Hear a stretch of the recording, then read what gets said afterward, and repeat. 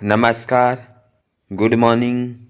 आप सभी का आपके अपने यूट्यूब चैनल AB 97 क्लासेज में आपका हार्दिक स्वागत है। आज के इस सेशन में हम जो कक्षा 10 जो सामाजिक विज्ञान है, विश्व समकालीन भारत, इसका अध्याय नंबर 1 है, वो हम अध्ययन कर रहे थे। यूरोप में राष्ट्रीयवाद का उद्देश्य। यूरोप में राष्ट्रीयवाद के बारे में हमने जो पीछे 3 क्लास हम पढ़ चुके हैं। आज ये हमारी चौथी क्लास जो 4th क्लास रहने वाली है। तो आज के इस सेशन को शुरू करते हैं। जो साथी इस चैनल पे पहली बार आए हैं तो इस चैनल को सब्सक्राइब ज़रूर करें, क्योंकि यहाँ हम जो HSSC हरियाणा स्टाफ सिलेक्शन के द्वारा जो CET एग्ज़ाम लिया जा रहा है, उसकी हम जो तैयारी है, जो NCERT क्लास है, वो हम अध्ययन कर रहे हैं। क्योंकि NCERT से बाहर हमारा कोई भी क्वेश्चन नहीं आएगा। तो हम 10th क्लास तक जो NCERT है वो हम अध्ययन करेंगे। तो आज के इस सेशन को शुरू करते हैं। तो जो पिछली क्लास में हमने पढ़ चुके हैं फ्रेडरिक सारियो कौन था। तो यहाँ से हमारे क्वेश्चन बन सकते थे कि फ्रेडरिक सारियो एक फ्रांसीसी कलाकार था और इन्होंने एक सपनों का एक संसार रचा, इनके शब्दों में क्या था, जनतांत्रिक और सामाजिक गणतंत्रों से मिलकर था। यह हमारा एक क्वेश्चन हमारे यहाँ से आ सकता है। और दूसरा क्वेश्चन हमारा यहाँ से बन सकता है, क्योंकि ये क्लास से हमने 3 क्लास जो डिस्कशन कर चुके हैं, तो एक बार हम रिवीजन कर लेते हैं, जो कि बार बार रिवीजन करने से हमें याद रहेगा। तो निरंकुशवाद किसे कहते हैं? ऐसी सरकार जहाँ शासन चल रहा है वहाँ पर अंकुश नहीं लगाया जा सकता, या हम कह सकते हैं जो शासन चल रहा है वहाँ डरा धमका के या सैन्य के बल जो कार्य किया जाता है वो क्या होता है? निरंकुशवाद होता है। फिर देखा कल्पनादर्श क्या होता है? ऐसे समाज की कल्पना जो इतना आदर्श है कि उसका साकार होना लगभग संभव नहीं है, क्या असंभव है, उसे क्या कहेंगे? कल्पनादर्श कहेंगे।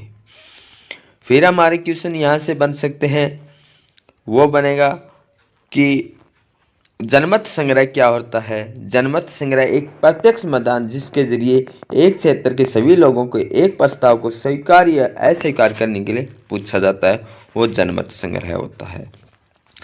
फिर हमारे नेक्स्ट पॉइंट रहेगा कि फ्रांसीसी क्रांति और राष्ट्रवाद का विचार।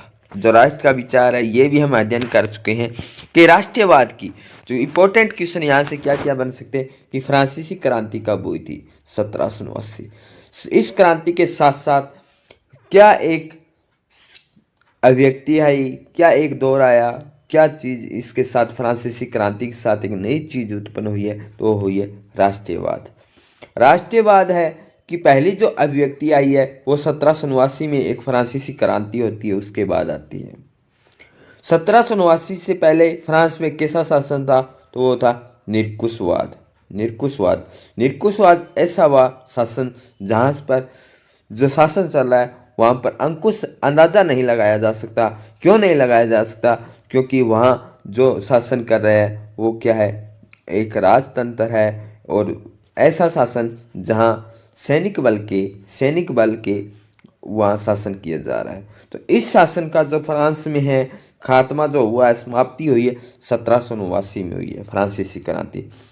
ये जो राजनीतिक और संवैधानिक बदलाव भी हुए थे, और इसमें जो प्रभुसत्ता है राजतंत्र से नागरिकों के हाथों में चला गई, ये भी हमारे क्वेश्चन यहाँ से बन सकते हैं। फिर एक क्वेश्चन बन सकता है, इम्पोर्टेंट क्वेश्चन है कि स्टेट जनरल है, इसका नाम वर्तमान में क्या है? तो कहेंगे नेशनल असेंबली है, ये इसका नाम कर दिया। इम्पोर्टेंट क्वेश्चन हमारा बन सकता था। फिर एक क्वेश्चन हमारा आएगा, इम्पोर्टेंट क्वेश्चन हम कह सकते हैं, मोस्ट इम्पोर्टेंट क्वेश्चन करेगा कि नेपोलियन की सहायता के नाम से किसे जाना जाता है? मोस्ट इम्पोर्टेंट है, वेरी वेरी इम्पोर्टेंट क्वेश्चन हम कहेंगे कि नेपोलियन की सहायता के नाम से किसे जाना जाता है? तो 1804 की नागरिक संहिता, जिसे नेपोलियन की सहायता के नाम से जाना जाता है, इसमें क्या बदलाव हुए, क्या नहीं हुए वो हम डिस्कशन कर चुके हैं। जिस साथी ने हमारी पहले जो 3 क्लास हो चुकी है वो नहीं देखी तो उनको ज़रूर देखें। ये हमारी 4th क्लास रहने वाले हैं। ये क्लास HSSC CAT एग्ज़ाम के लिए जो इम्पोर्टेंट क्लास है। नेपोलियन की सहायता के बाद जो क्वेश्चन बन सकता है, नेक्स्ट क्वेश्चन हमारा रहेगा कि यहाँ पर कुछ जो यूरोप में राष्ट्रवाद का निर्माण हुआ था वो कब हुआ। यूरोप में राष्ट्रवाद का निर्माण है 18वीं शताब्दी के यूरोप को देखें तो बहुत बदलाव था जैसे आज है। 19वीं शताब्दी में यूरोप में राष्ट्रवाद का निर्माण होता है। फिर ये हमारे क्वेश्चन यहाँ से बन सकते हैं, इम्पोर्टेंट क्वेश्चन रहेंगे। नेपोलियन का इटली पर हमला कब किया गया था? 1797 में। नेपोलियन कब हारता है युद्ध में? 1815 में। 1815 में एक संधि होती है, कौन सी संधि होती है? वियना संधि होती है। वियना संधि से किसका संबंध था? तो ड्यूक मेटरनिक का संबंध था। ड्यूक मेटरनिक का संबंध था। इंपॉर्टेंट क्वेश्चन हमारे रहेंगे। नेपोलियन का पतन कब हुआ?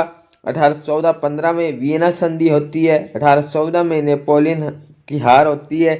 वियना संधि है वो 1815 में होती है। वियना संधि का संबंध ड्यूक मेटरनिक से था। यूनानी स्वतंत्रता के लिए जो संघर्ष होता है वो 1821 में होता है। इटली का एकीकरण है। इटली का जो एकीकरण की जो प्रक्रिया है वो कब शुरू होती है? 1866 में शुरू होती है और 1871 तक चलती है।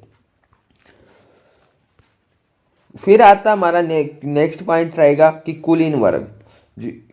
कुछ वर्ग थे सामाजिक और राजनीतिक रूप से जो कुलीन वर्ग है वो किस का सबसे प्रभुत्वशाली वर्ग था? यूरोपीय महाद्वीप का।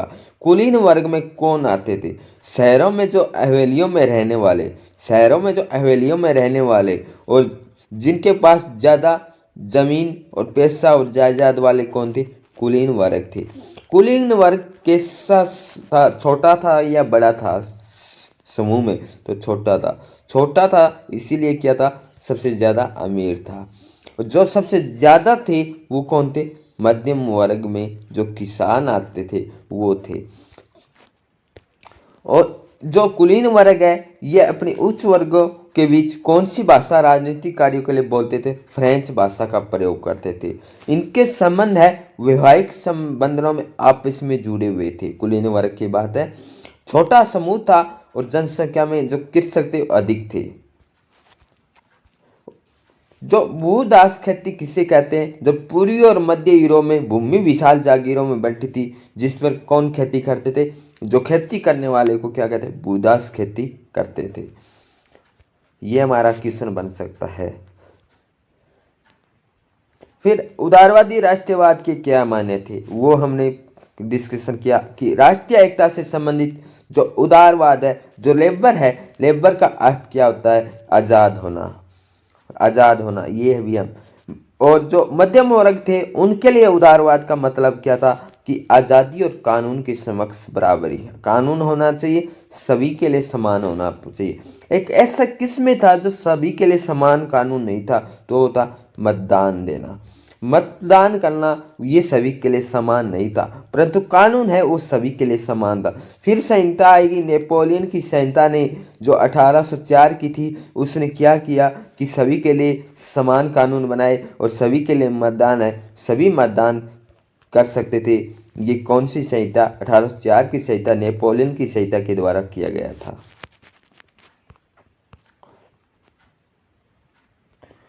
फिर हमारा नेक्स्ट पॉइंट रहेगा कि एलए क्या है। इंपॉर्टेंट क्वेश्चन रहेगा, एलए किसे कहते हैं या क्या है?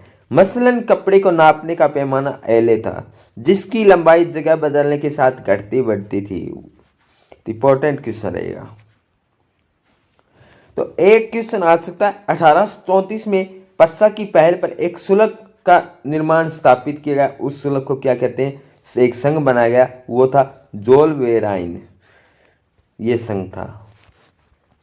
1815 के बाद एक नया रूढ़िवाद। नेपोलियन की हार कब होती है? 1815 में। 1814-15 में होती है, ये हमने डिस्कशन किया। और 1815 में एक संधि होती है, वियना संधि। वियना संधि का संबंध किससे था? ड्यूक मेटरनिक से था। तो रूढ़िवाद की भावना से प्रेरित यूरोपीय सरकार थी नेपोलियन की हार के बाद। जिसमें ने रूढ़िवाद में क्या था, राजतंत्र, चर्च, सामाजिक ऊंच नीच, संपत्ति और परिवार को बनाए रखना चाहिए था।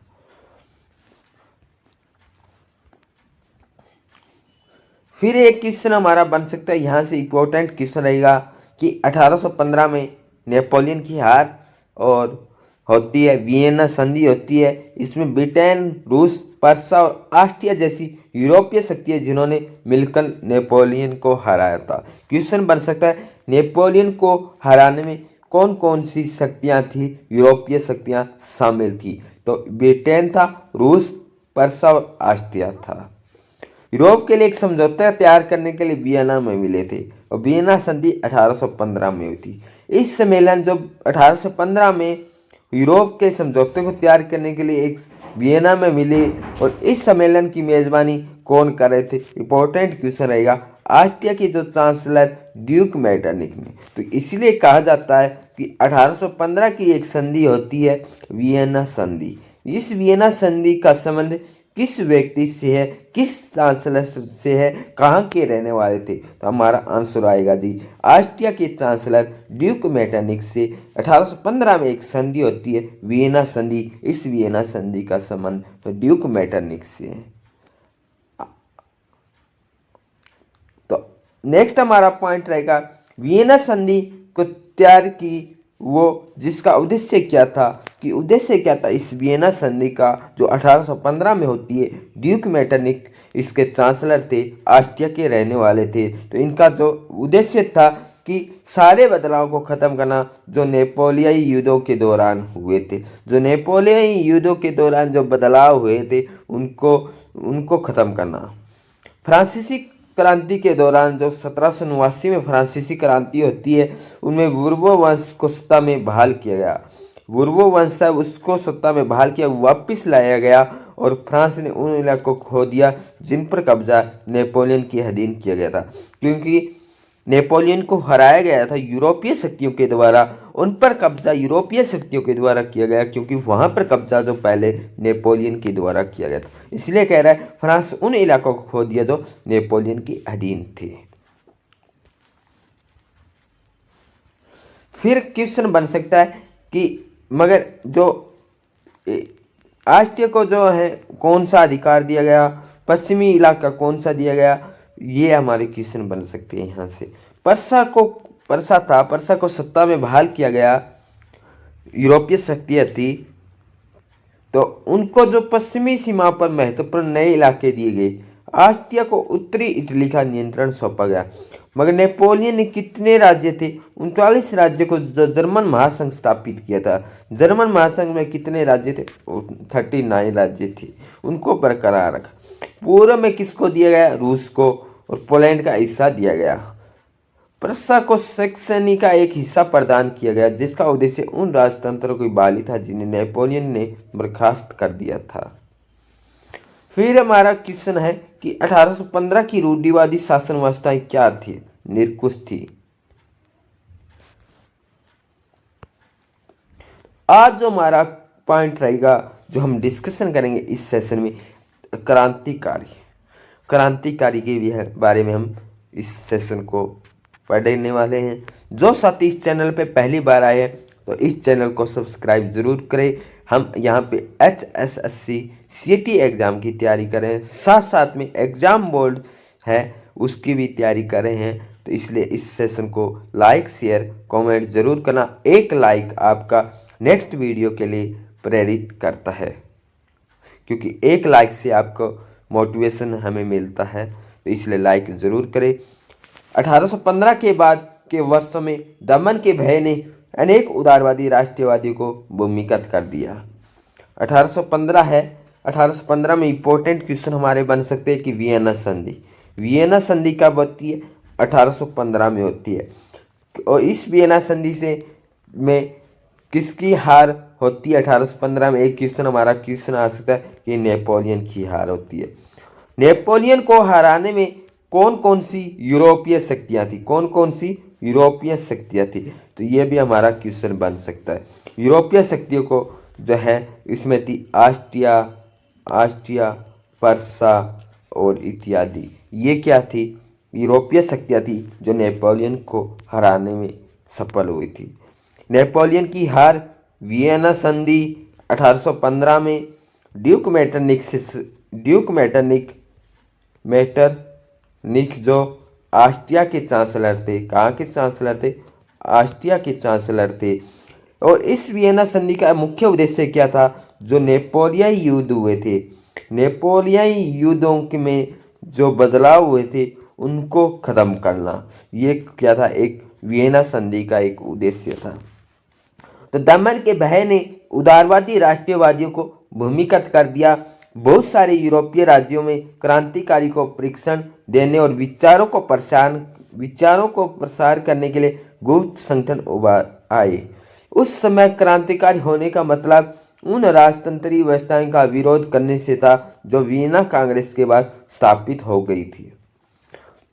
इम्पोर्टेंट क्वेश्चन हमारा बन सकता है कि जो एग्जाम बोर्ड के लिए है, साथ में कंपटीशन एग्जाम के लिए भी है, कि 1815 के बाद वर्षों में दमन के बहन ने किनको भूमिगत कर दिया? उदारवादी राष्ट्रीयवादियों को।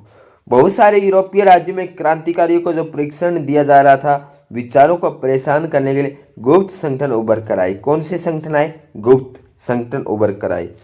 उस समय क्रांतिकारी होने का मतलब क्या था? कि 1815 में जो दमन भय के उदारवादी राष्ट्रवादियों को भूमिगत किया गया और गुप्त संगठन उभर कर आए। उस समय क्रांतिकारी होने का मतलब उन राजतंत्री व्यवस्थाओं का विरोध करने से था जो वियना कांग्रेस 1815 के बाद स्थापित की गई थी। साथ ही स्वतंत्रता और मुक्ति के लिए प्रतिबंध होना, कि 1815 में क्या था? नेपोलियाई जो युद्ध थे उनमें बदलाव किए गए। तो यहाँ ये कह रहा है कि उन राजतंत्री व्यवस्थाओं का विरोध करना जो वियना कांग्रेस के बाद स्थापित हो गए थे। साथ ही आज़ादी और मुक्ति के लिए प्रतिबंध होना, संघर्ष करना क्रांतिकारी होने के लिए जरूरी था। जो क्रांतिकारी का है उसके लिए क्या होना जरूरी था? तो हम कहेंगे क्रांतिकारी के लिए जो होना था वो क्या था? संघर्ष जरूरी था।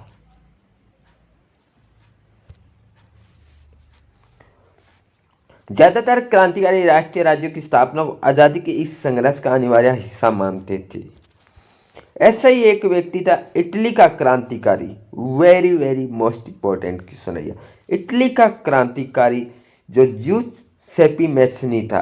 तो क्वेश्चन आएगा ज्यूसेप्पी जो मैज़नी है वो कहाँ का क्रांतिकारी था? कहाँ से रहने वाले थे? क्रांतिकारी थे। तो हमारा आंसर आएगा जी इटली। इटली के एकीकरण का जो दाता है वो कौन माना जाता है? ज्यूसेप्पी मैज़नी माना जाता है। पूछा जाता है ऑस्ट्रिया के चांसलर जो ड्यूक मेटरनिक, यहाँ से भी एक क्वेश्चन बन सकता है कि ड्यूक मेटरनिक कहाँ से था? तो ऑस्ट्रिया के थे। पूछा जाता है कि फेडरिक सारियो था वो कहाँ का था? तो आएगा हमारा फ्रांस से था। तो क्या हमारे 3 क्वेश्चन है जो व्यक्ति से संबंधित जो क्वेश्चन बन सकते हैं वो हम डिस्कशन किया। फिर क्या है कि इटली का क्रांतिकारी ज्यूसेप्पी मैज़नी का जन्म 1807 में जेनेवा में हुआ था। इंपॉर्टेंट क्वेश्चन एग्जाम कंपटीशन और एग्जाम बोर्ड के लिए। ज्यूसेप्पी मैज़नी कहाँ से रहने वाले थे? हमारा आंसर आएगा जेनेवा से। कहाँ से?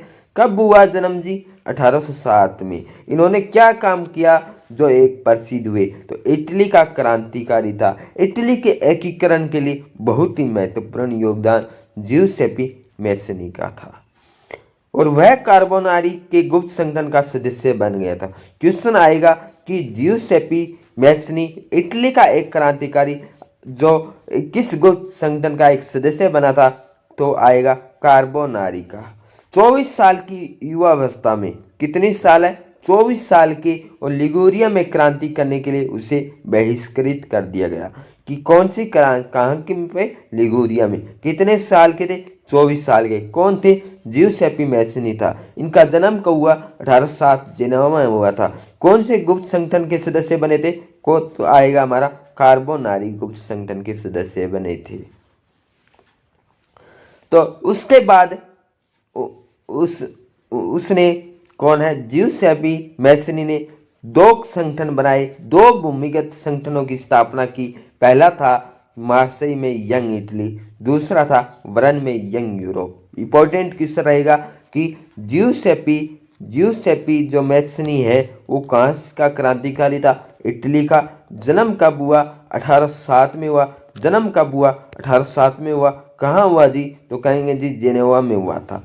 क्या एक संगठन का सदस्य बना था, कार्बोनारी का एक गुप्त संगठन बनाया। फिर उन्होंने 24 साल की अवस्था में क्रांतिकारी के लिए बहिष्कृत कर दिया गया और 2 भूमिगत संगठनों की स्थापना की गई थी। पहला कौन सा था, तो यंग इटली में, मार्सई में कौन था, यंग इटली था। और बर्न में क्या था, यंग यूरोप था। 2 इंपॉर्टेंट क्वेश्चन हमारे बन सकते हैं। क्वेश्चन तो बहुत है इस स्लाइड से। जो संगठन है यंग यूरोप कहाँ था, तो बर्न में था। किसने बनाया, ज्यूसेपी मैत्सनी ने बनाया था। यंग इटली कहाँ का संगठन था, मार्सेई क्षेत्र का। किसने बनाया, ज्यूसेपी मैत्सनी ने बनाया था। जिनके सदस्य पोलैंड, फ्रांस, इटली, जर्मन राज्य में समान विचार रखने वाले युवा थे। इसमें सदस्य थे वो कौन से थे, पोलैंड के, फ्रांस के, इटली, जर्मन राज्य के समान विचार रखने वाले युवा थे। इंपॉर्टेंट क्वेश्चन हमारे थे, क्या हम एक बार रिवीजन कर लेते हैं। 1815 की दमनकारी बहन थे, जो उदारवादी राष्ट्रवाद की बहन ने क्या है भूमिगत कर दिया इस उदारवादियों को। एक क्रांतिकारियों का परीक्षण देने और विचार प्रसार करने के लिए गुप्त संगठन उभर कर आए। और ये गुप्त संगठन जो हम डिस्कशन कर रहे थे, जो ज्यूसेप्पी मैत्सनी थे, इन्होंने 2 संगठन बनाए थे, यंग इटली और यंग यूरोप। फिर ये क्वेश्चन, ज्यूसेप्पी मैत्सनी कहाँ से थे, इटली के थे। जन्म 1807 जेनेवा में। कार्बोनारी गुप्त संगठन के सदस्य थे। 2 भूमिगत संगठन बनाए थे, मार्सेई में यंग इटली और बर्न में यंग यूरोप। जिनके सदस्य कौन थे, वो युवा जवान थे जो क्रांतिकारी में भाग ले रहे थे, और पोलैंड, फ्रांस, इटली, जर्मन राज्यों में। ज्यूसेप्पी मैत्सनी का विश्वास था, ईश्वर की मर्जी के अनुसार राष्ट्रीय मनुष्य की प्राकृतिक इकाई थी। इंपॉर्टेंट क्वेश्चन है कि ये कथन किनका है, कि ईश्वर की मर्जी के अनुसार राष्ट्रीय मनुष्य की एक प्राकृतिक इकाई है। जो राष्ट्र है ना, एक राष्ट्र है, वो कौन है, मनुष्य एक प्राकृतिक इकाई है। ये किसका कथन है, तो हमारा आंसर आएगा मैत्सनी है, जो एक इटली का क्रांतिकारी, जिन्होंने 2 भूमिगत संगठनों की स्थापना की थी। 1807 में जन्म हुआ, जेनेवा में जन्म हुआ था। 24 साल की अवस्था में क्रांतिकारियों में इसमें भाग लेने शुरू कर दिया था। इटली छोटे छोटे राज्यों और प्रदेशों के पैबंदों की तरह नहीं रह सकता था। जो एक छोटे छोटे राज्य है, जो एक बंदी है, उनकी तरह नहीं रह सकता। क्यों नहीं रह सकता, एक क्रांतिकारी मिल जाता है, एक युवा जवान जो इटली को मिल जाता है, कौन है, ज्यूसेप्पी मैत्सनी। तो भाई जब एक क्रांतिकारी जब मिल जाता है, तो क्या एक छोटे छोटे राज्यों और पैबंदों की तरह क्या है बंदी रह सकता है, नहीं रह सकता। उसे जोड़कर राष्ट्रों के व्यापक गठबंधन के अंदर एकीकृत गणतंत्र ही बनाना था, कि उनको जोड़कर एक राष्ट्र के रूप में एक गणतंत्र, एक राज्य बनाना था। छोटे छोटे को एक ही राष्ट्र के रूप में बनाना था। ये किनका था, ज्यूसेप्पी मैत्सनी ये सोच रहे थे, इसलिए इन्होंने 2 भूमिगत संगठन बनाए, यंग यूरोप और यंग इटली। एकीकरण की इटली की मुक्ति का आधार हो सकता है उसके मॉडल की देखा देखी जर्मन, फ्रांस, स्विट्जरलैंड, पोलैंड में गुप्त संगठन कायम किए गए थे। उनको देख उनके साथ साथ क्या बना हुआ कि वहाँ भी गुप्त संगठन बनाए थे, तो और भी इलाके थे जहाँ जर्मन, फ्रांस, स्विट्जरलैंड और पोलैंड में गुप्त संगठन कायम किए गए थे। मैत्सनी के द्वारा राजतंत्र है, इसका घोर विरोध किया करके प्रजातांत्रिक गणतंत्र के अपने सपन में मैत्सनी ने रूढ़िवादियों को हराया था। जो रूढ़िवादी थे, जो प्राचीन जो परंपराओं वाले थे, उनको हराया। और मेटरनिख ने उसे हमारी सामाजिक व्यवस्थाओं की सबसे खतरनाक दुश्मन बताया था। मेटरनिख ने क्या बताया था, हमारी सामाजिक व्यवस्था का सबसे खतरनाक दुश्मन बताया, जो रूढ़िवादी थे। रूढ़िवादी क्या होता है, जो प्राचीन परंपराएं है, जैसे जो चर्च धर्म, इस जो है, इन जो पारंपरिक जो परंपरा से चली आ रही, उनको जो नियम है वो पालन कर रहे थे, तो उन रूढ़िवादियों को हराया। इसलिए मेटरनिख ने उसे हमारी सामाजिक व्यवस्था का जो सबसे खतरनाक दुश्मन बताया था।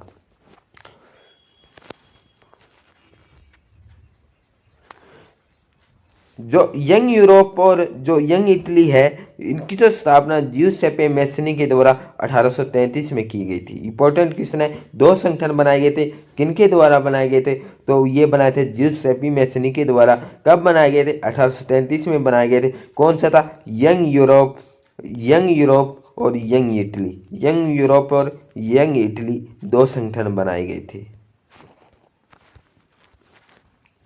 क्रांतिकारियों का युग, क्रांतिकारियों का युग है, ये हम नेक्स्ट क्लास में डिस्कशन करेंगे। तो आज के इस सेशन को यहीं विराम करते हैं। क्लास के सिरे कमेंट सेशन में बताएं कि, और लाइक शेयर सब्सक्राइब जरूर करें। एक लाइक आपका नेक्स्ट वीडियो के लिए मोटिवेशन प्रेरित करता है। आज के इस सेशन को हम यहीं विराम करते हैं। मिलते हैं नए नेक्स्ट पॉइंट, क्रांतियों का युग। Thank you all of you. जय हिंद, जय भारत, जय हरियाणा।